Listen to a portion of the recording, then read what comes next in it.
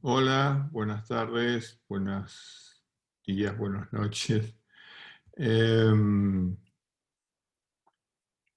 ¿Cómo están? Retomamos las clases teóricas y vamos a arrancar hoy con un paso a paso de cómo diseñar un libro. Es decir, vamos a ir viendo cuál sería el procedimiento habitual para el desarrollo de un libro desde su concepción hasta su armado, hasta una serie de decisiones que implican que el libro llegue al lector. ¿Cuáles son los elementos que vamos a considerar para el diseño de un libro? Esto vale para cualquier tipo de libro, es decir, un libro de bolsillo, un libro de arte, un libro, una novela, un ensayo, etc.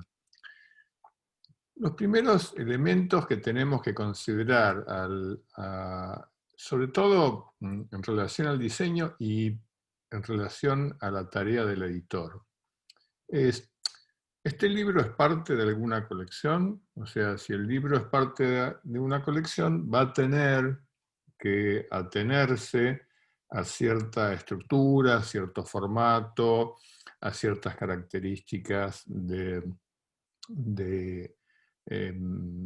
constantes y variables que van a aparecer en las tapas de esa colección. Va a responder a lo que un criterio de colección determina para que sea reconocido como tal.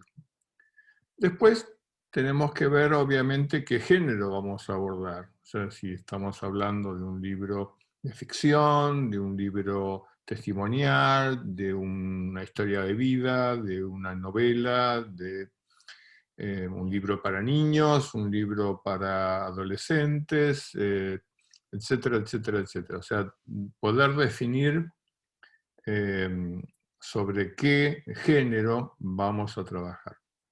Por otro lado, ¿quién es el autor? Que pareciera que no es demasiado relevante, pero sin embargo no es lo mismo si vamos a hacer un libro de Borges, de Cortázar, de Mujica Lainez, que si vamos a hacer un libro de un autor desconocido al cual queremos posicionar o queremos introducir en el mercado editorial. Por otro lado, vamos a ver cómo todos estos elementos después se conjugan y tienen relación entre sí. ¿Cuál va a ser el canal de venta de la publicación? Hoy los canales de venta están mucho más condicionados por la venta online que por la venta en librerías, que están todavía semi-cerradas. Casi el 90% de las publicaciones hoy se están vendiendo por tiendas nube, por Amazon, por Mercado Libre, por circuitos electrónicos, ya sea libros físicos, ya sea libros en versiones digital, tanto ebook como PDF.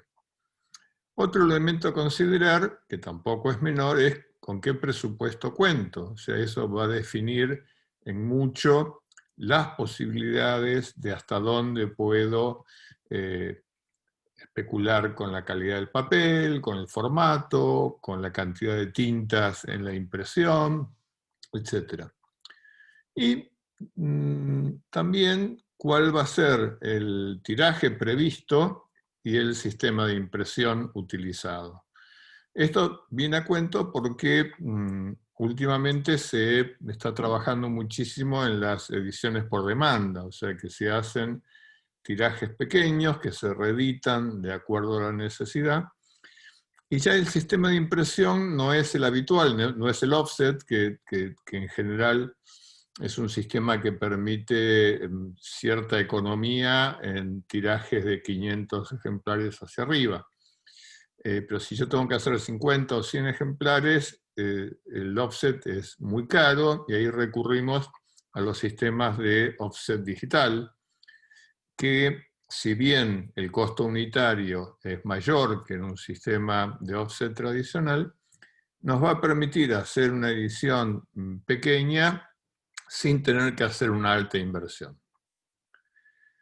Eso en relación a los aspectos generales. Después voy a tener que tomar una serie de decisiones. El diseñador en su tarea cotidiana tiene que tomar decisiones. Decisiones que sean lo más acertadas posibles en relación a todos los ítems anteriores. ¿Qué concepto voy a tomar para definir mi libro? Ese concepto tiene que ver con un montón de cosas, desde qué etapa voy a hacer, qué imaginarios voy a utilizar, etc. Después los vamos a desarrollar más ampliamente. ¿Qué formato voy a utilizar? No es lo mismo si voy a hacer libro para niños que si hago libros para adultos o libros de bolsillo o libros de arte, que en general son de un tamaño mayor. ¿Qué papel voy a utilizar?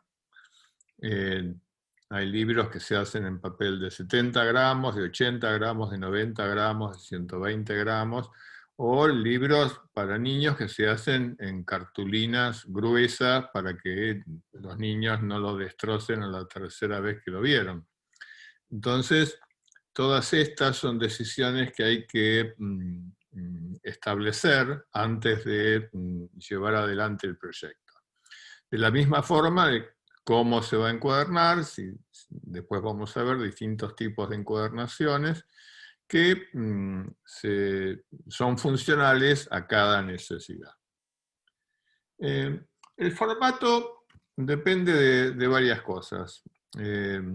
Primero, si pertenece a una colección, como ya dijimos, donde la colección se establece un formato fijo para toda la colección. Después, si va a ser un libro de bolsillo o va a ser un libro de formato mayor, las relaciones de formato están muy ligadas al aprovechamiento del papel, digamos, a los pliegos que se imprimen, y cuando hay mucho desperdicio de papel, porque el formato es atípico o no entra dentro de los formatos habituales de las máquinas impresoras, ahí en general encarecemos de una forma banal el costo del libro, porque vamos a tener que consumir mucho más papel que el previsible porque hay mucho desperdicio. Después, como decíamos, la pertenencia de género, si es un libro infantil, si es un libro álbum, si es una enciclopedia, etc. Si nosotros vemos los libros que habitualmente están en librerías, vamos a ver una variedad que en general oscila entre estas alternativas, digamos. Muchas de ellas salidas de la norma DIN, del formato, lo que se llama A4, A5, etc.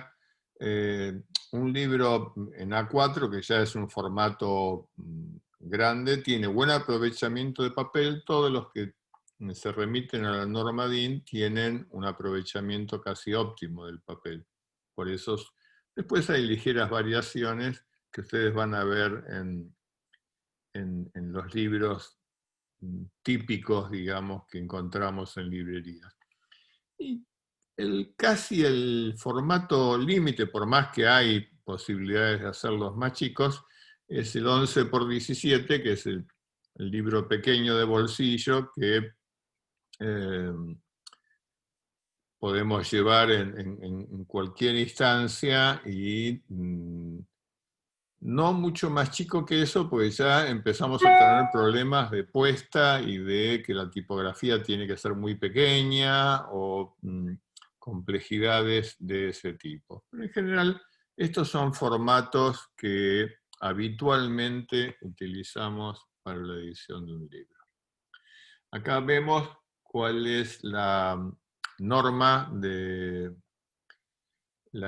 que rige, digamos,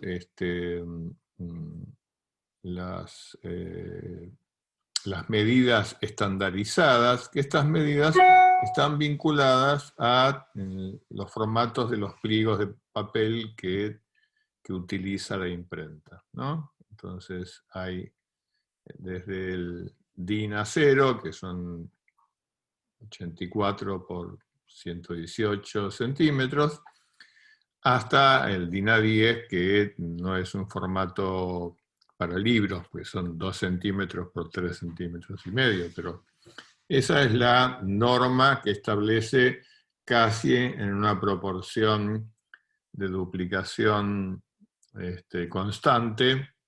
El formato va duplicando su medida y por eso permite ser muy modulable. El papel, como decíamos antes, en alguna época teníamos grandes variedades de papel. En este momento, por propia situación del país, las variedades de papel son bastante pocas o muy caras. En general se trabaja con papeles obra o ilustración. La ilustración puede ser mate o brillante. Los papeles obra pueden tener algún tono, como el buxel, que tiene un tonito ahuesado, pero viene solo hasta 80 gramos. Después los papeles obras pueden llegar hasta gramajes superiores. Ya después de 170 gramos se las considera cartulinas. Y las tapas pueden ser tapa dura, entelada y con sobrecubierta o forrada. En general, hacer tapa dura es bastante costoso. Son pocas las imprentas que tienen encuadernación con tapa dura dentro de su propia empresa, por lo cual obliga a tercerizar y eso encarece bastante el producto. Y habitualmente se trabaja con cartulinas de 300 gramos o 350 gramos para los libros que habitualmente vemos. Y yo siempre tiendo a generar una solapa para que el libro tome más cuerpo en la tapa. Entonces la solapa duplica el peso de la cartulina y le da una protección mayor. En otros países o en otros momentos contábamos, digo en otros momentos porque fábricas como Witzel, que tenía una planta que fabricaba papeles de muy diversa calidad y variedad en la Argentina, terminó yéndose a Brasil hace varios años, y la mayor parte de papeles interesantes tenemos que recurrir a papeles importados, pero que en este momento se hace casi prohibitivo por su costo. Hay papeles texturados que a veces podemos usar un papel importado para una tapa, pero no podemos usarlos para los interiores, salvo que tengamos un presupuesto que nos avale ese tipo de circunstancias. Hay papeles de color también, que se fabrican también nacionales. No son de extrema calidad, son básicamente de una línea relativamente económica y que puede ser usado para libros infantiles o para libros técnicos como separadores. Otra de las técnicas para que podamos usar cualquier color es que se fondee de color en la imprenta, que se le dé el color que uno desea según un catálogo de Pantone. Entonces ahí sí no tenemos problema ahí podemos elegir el color del catálogo que queramos. En cuanto al gramaje, el gramaje es bastante importante por varias razones. Primero, porque los gramajes muy finos, tipo 65, 70, hasta 80 gramos en el papel obra, en general traslucen la impresión de la página que sigue. Y eso es algo que es bastante feo, no ayuda a una buena lectura. En general, recién desde los 90 gramos, el papel es lo suficientemente denso como para evitar que se vea por transparencia la otra cara. Eso en los papeles obra. En los papeles ilustración, que son papeles encapados, en general la transparencia es menor, tienen menos volumen pero tienen un peso equivalente, es decir, un papel obra de 90 gramos frente a una ilustración de 90 gramos, la ilustración va a parecer más finito, pero como tiene más densidad, tiene más masa compacta, no vamos a ver que se transparente en la otra cara. Pero sí nos va a dar un lomo más fino si la cantidad de hojas, si son 100 hojas en ilustración o 100 hojas en obra de 90, por más que el peso, el gramaje sea el mismo, el espesor del papel va a ser diferente. Y eso es algo a tomar en cuenta cuando uno hace un libro, que tampoco tengamos un lomo excesivamente fino, si no vamos a tener que recurrir a otros sistemas de encuadernación que vamos a ver más adelante.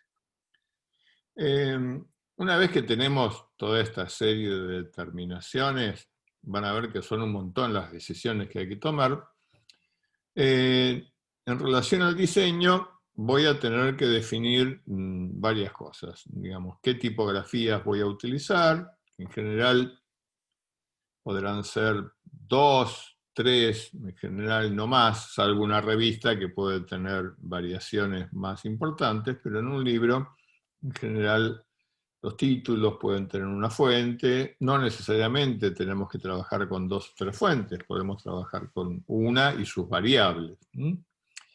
Si vamos a tener un libro ilustrado, si las ilustraciones van a ser fotografías, pinturas, grabados, ilustraciones en acuarela, o sea, cada una de estas cosas también son determinaciones cuando uno va a decidir para encargar, si va a encargarle a un fotógrafo, si le va a encargar a un ilustrador, o a alguien que le haga los cuadros y los gráficos o los esquemas. Si contiene páginas en color, si es todo blanco y negro o es todo color, esto afecta, no solo son decisiones que afectan el costo de producción. Obviamente, en color a 4 tintas el costo es más alto. En general, lo habitual es reservar el color para la tapa y blanco y negro para el interior, salvo en determinadas publicaciones como pueden ser manuales escolares o libros infantiles, que se trabaja en general a todo color.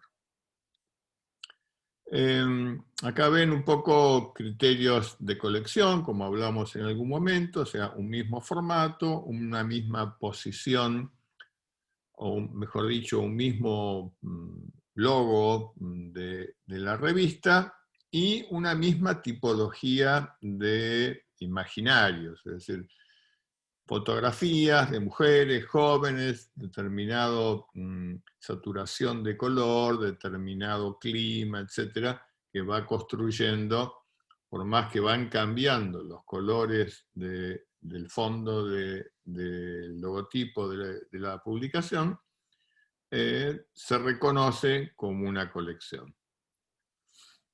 A veces esto también tiene que ver con cómo vamos a decidir qué va a ser la ocupación de páginas, si es una revista, si vamos a tener una revista con mucho aire, si vamos a enfrentar páginas de fotografías con páginas de texto, si el título va a tomar predominancia, o si es una revista donde el texto convive con la ilustración y con una especie de línea de tiempo infográfica que aparece abajo, etc. O sea que ya tiene otra característica donde entra más en las generales de la ley, se parece más a un diario que a un libro o a una revista convencional. Cuando hacemos una colección, vamos a tener que decidir, por eso les decía que el diseñador tiene que tomar muchas decisiones, que en general las toma en lo posible junto con el editor.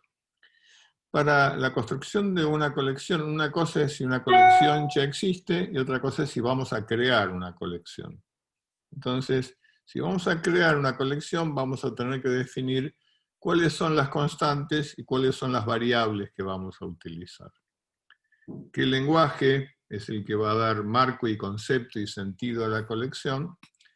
Y un poco tener la previsión si es una colección a término o es indefinida, es decir, si es una colección a la cual se le pueden sumar títulos en forma indefinida, o es una colección como podrían ser la obra de algún escritor, los libros de Cortázar, los libros de Borges, los libros de Arndt, y cierra y termina en una cantidad de títulos.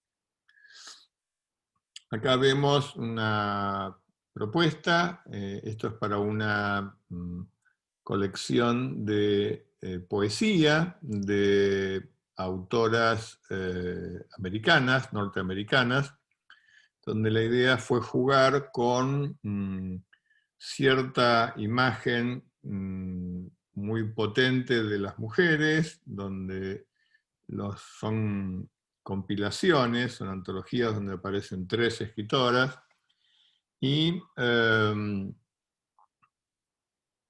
vamos a ver que hay distintas formas. Este es un proyecto, con lo cual en realidad ya hay 2 títulos que están en producción, pero estos fueron bocetos previos antes de determinar. Esta es la colección, son los 2 primeros títulos que están ya en imprenta, entonces se les reconoce cierto parentesco por la operación tipográfica y por el tipo de imagen. En este otro caso estaba prevista una tipología de imagen mucho más actual, más potente, totalmente siglo XXI, como para remarcar otros elementos. Esto después fue descartado. Esto es parte de otra colección, donde recién arranca la colección, con lo cual hasta ahora no tiene más que este título. Habrá que ver cómo funcionan los que vienen. O sea, seguramente va a seguir con un esquema de lenguaje semejante y con esa especie de estampillón que aparece haciendo marco al título. Cuando tenemos que diseñar, cuando ya decidimos qué tipografía vamos a utilizar, tenemos que diseñar esto que para todos puede ser un dolor de cabeza, pero que es fundamental para que el lector tenga un intercambio amigable, agradable y disfrutable entre él y el libro. Que es la grilla. La grilla establece los márgenes, las columnas, el cuerpo de letra que se va a usar y su interlínea, tanto para títulos, subtítulos, epígrafes, notas, el foliado, etcétera, etcétera. Entonces, nosotros vamos a ver si analizamos, esto vale tanto para el texto como para las imágenes.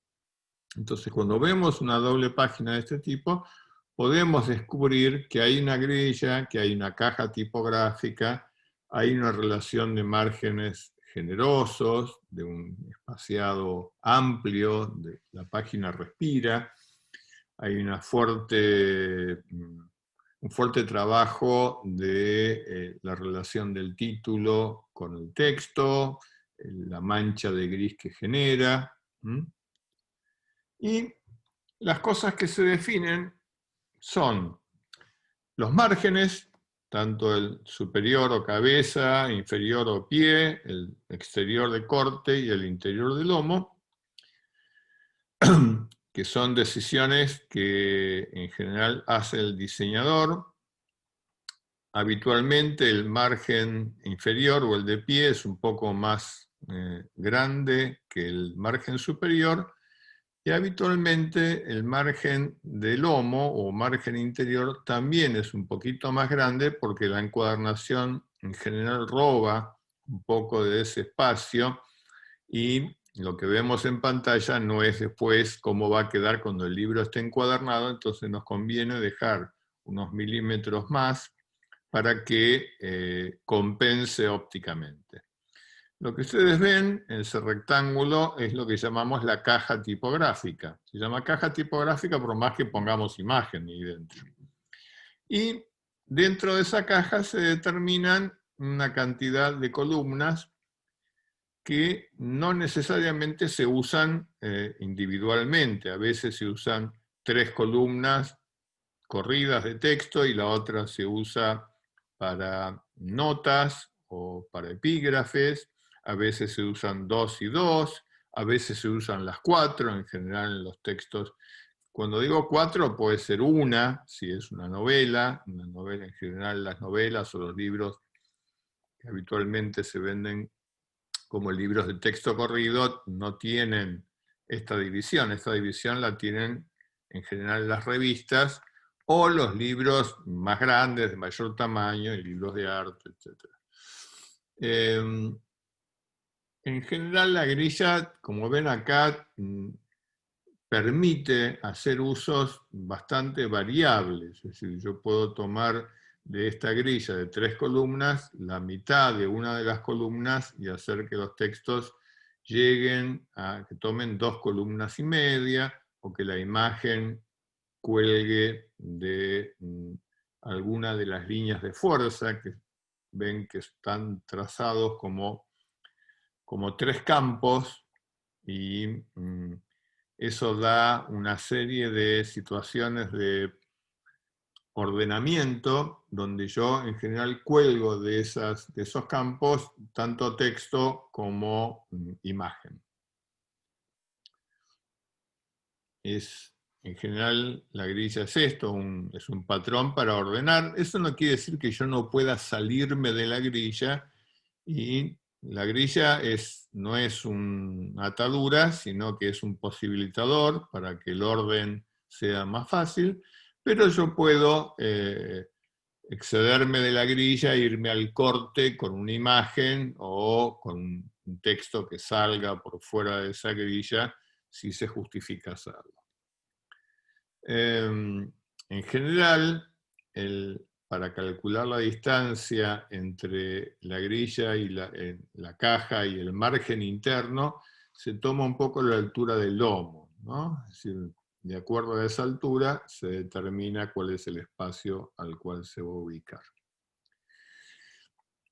Y cuando hay libros que son lo que acá llaman empastados, quiere decir que están encuadernados de forma tal que no pueden abrirse completamente como aquellos que son cosidos a hilo, se recomienda dejar un espacio mayor para que justamente esa dificultad de apertura esté compensada por el espacio en blanco. Como ven, el uso de la grilla permite distintos matices, ¿no? Esto que parece que no tuviera una grilla, tiene una grilla muy ajustada que nos permite ver dónde está cada cosa y de dónde cuelga cada texto y cada imagen. Esto es lo que da, en definitiva, nos va a dar una secuencia a lo largo de las páginas. No en un libro, repito, no en una novela que todo va a ser, cada página va a ser igual a otra, pero en general cada vez se tiende a intensificar lo que llamamos operaciones semánticas, o sea, destacar títulos, jugar con ilustraciones, todas aquellas cosas permiten hacer que el libro tenga valores agregados en términos de diseño. Cuando el libro es encuadernado, tenemos varias formas de encuadernar. La histórica, tradicional, es la cosida a hilo, que es la que ha sobrevivido 500 años, digamos. Son las que tenían todos los libros históricamente, hasta que apareció la revolución industrial y empezaron con tecnologías más sistematizadas que permitían hacer encuadernaciones de otro tipo. Pero en realidad, si uno pudiera, hoy cada vez se encuaderna menos cosido a hilo, porque es más caro, pero es la mejor encuadernación. En general se encuaderna en cuadernillos de 16 páginas que se cosen uno sobre otro hasta completar el libro, y por más que tenga tapa blanda o tapa dura, el sistema para el cosido es el mismo. Los que se llaman acaballado es como son las revistas que tienen un par de broches, es para cuando son de menos de 48 páginas porque no va a dar lomo, entonces con 2 broches es suficiente, no necesitamos ni cosido, ni pegado, ni nada. El sistema que más está difundido ahora es, primero era lo que es el binder, que es una especie de cola plástica que se pegaba en las páginas, no en cuadernillos, sino cortadas. Se raspaba esa estructura del lomo y se encolaba, pero era una encuadernación muy primaria que tenía muchos problemas. En general los libros se partían cuando uno los abría o cuando forzaba la apertura, y la durabilidad era muy baja de ese tipo de encuadernación, se empezaban a salir las páginas. Apareció después una que se llama PUR, que es una versión mejorada del binder, que dicen que garantiza 20 años de durabilidad. Si nos ponemos a pensar, para un libro 20 años no es nada, como dice el tango. 20 años para un libro, pensar que todavía hay una cantidad de Biblias de Gutenberg que tienen 500 años y están enteras, ¿por qué vamos a pensar que nuestros libros solo pueden durar encuadernados 20 años? Después están los de tapa dura, que en general pueden o no ser cosido a hilo, eso es independiente, pero en general, si uno va a invertir en una tapa dura, también invierte en una costura a hilo. En las tapas convencionales, casi todos los libros van a ver que tienen una cobertura de polipropileno mate o brillante, que es para protegerlos. Se recomienda en algunos casos el brillante, porque el mate tiene la debilidad que cualquier cosa que lo lastime queda marcado. Cualquier rayón queda en el polipropileno y se nota. El brillante quizás es demasiado brillante, pero bueno. Y hay terminaciones posteriores después de ponerle polipropileno, mate o brillante, uno puede hacer lacas sectorizadas, que en general son lacas brillantes, sobre polipropileno mate, o stamping, que es una técnica de estampado en caliente con tipos de plomo y temperatura, que permite poner tipografía o imágenes en términos tipo grabados, o imágenes como si fueran blanco y negro, digamos, en láminas metalizadas que se utilizan para esto. Acá vemos, les voy a mostrar algunos tipos de costura raras, como esta que es costura japonesa, son libros hechos muy artesanalmente.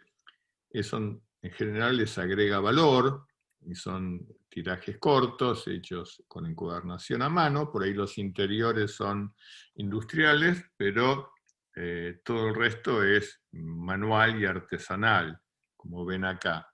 Acá ven los cuadernillos que están cosidos unos sobre otros. En general, no, estos son para libros más de colección. No se ven en las librerías, no van a encontrar ese tipo de encuadernaciones, o estas.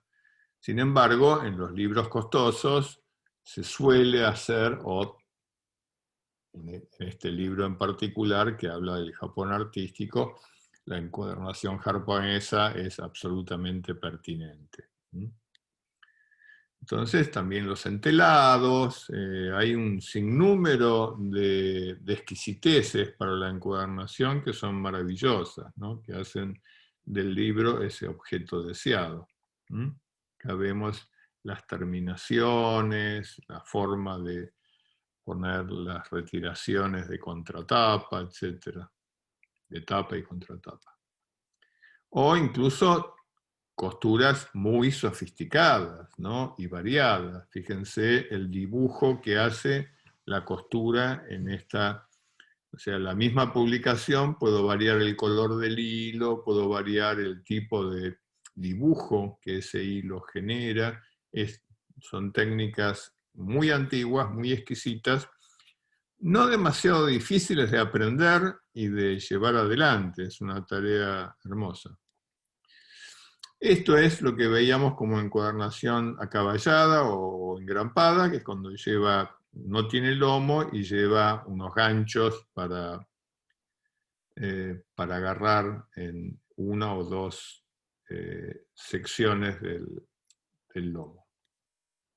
Acá vemos cuando hay una tapadura entelada y gofrada, hay un trabajo de cuño seco sobre la tapa para dar esos relieves. Después está la vulgar encuadernación de anillado, que es el remedio casero para juntar una cantidad de papeles que tenemos sueltos por ahí. Pero hay algunos libros para chicos que se utiliza justamente por la facilidad que tiene y cierta durabilidad cuando tenemos cartones muy gruesos adentro y nos permite girar las páginas, para un chico girar las páginas sin problema. Y después la mayor parte son de este tipo, las encuadernaciones de tapa blanda.